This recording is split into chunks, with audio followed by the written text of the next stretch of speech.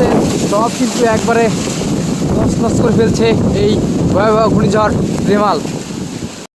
Viewers, গতকাল রাত থেকে রেমালের ভয়াবহতায় আমরা চরম দুর্দশায় আছি। দেখতে পাচ্ছেন আমাদের উঠানে প্রায় 2 থেকে 3 ফুট পানি হয়ে গেছে। আর একটু খেয়াল করলেই দেখতে পাবেন আমাদের ঘরের অবস্থা খুবই খারাপ। সব জায়গা থেকে পানি পড়ছে। বিভিন্ন জায়গার ঘরের যে চাল সেটা টিন বাতাসে উড়িয়ে নিয়ে গেছে। দেখতে পাচ্ছেন ঘরের উপরে এই একটা আস্ত গাছ পড়ছিল, ওদিকে গাছগুলো সব ভেঙে পড়ে গেছে। দেখতে পাচ্ছেন এদিকে আরও একটা গাছ ঘরের উপর পড়ছে। এই যে কোথাও টিন নাই, পুরো ঘরের যে টিনগুলো ছিল সব জায়গা থেকে বাতাসে সেই টিনগুলো উড়িয়ে নিয়ে চলে গেছে। তো দেখতে পাচ্ছেন পানির কি চাপ, প্রচুর পরিমাণে পানি। বৃষ্টি কম, তবুও বাতাসের যে ভয়াবহতা, বাতাসের যে বেগ, যার ফলে ঘর বাড়ির যে টিনগুলো ছিল, যে চালগুলো ছিল, সেগুলো কিন্তু বাতাসে উড়িয়ে নিয়ে গেছে। আপনাদের আরেকটু দেখাই। দেখতে পাচ্ছেন ঘরের এমন কোনো জায়গা নেই যে যেখানে পানি পড়েনি।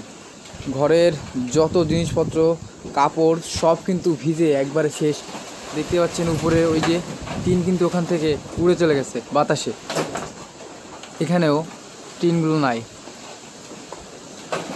প্রত্যেকটা ঘর ভিজে একবারে শেষ। গতকাল রাত থেকেই এরকম ভয়াবহ অবস্থা। তো এখন আমি আপনাদের বাইরের অবস্থাটা একটু দেখাই। দেখতে পাচ্ছেন পানিতে ভরপুর, একবারে পুকুর ঘের যা ছিল সব কিন্তু একবারে তলিয়ে গেছে। ভিউয়ার্স, দেখতেই পাচ্ছেন আমাদের ঘরের সামনে একটা পুকুর ছিল, সেই পুকুর আর উপরের যে ডাঙা বা পাড় সেটা কিন্তু বোঝা যাচ্ছে না, একবারে সমান হয়ে গেছে।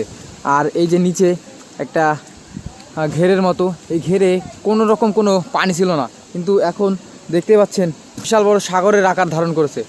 খুবই ভয়াবহ অবস্থা, খুবই খারাপ অবস্থা।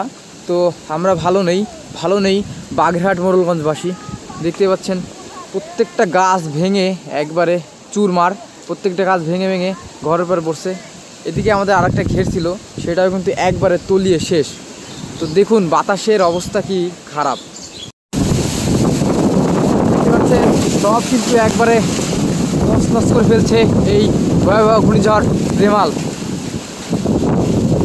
দেখুন কি ভয়াবহ অবস্থা। আমাদের ঘরের চাল নাই, সে চালগুলো কিন্তু এই ঘূর্ণিঝড় রেমালে উড়িয়ে নিয়ে চলে গেছে।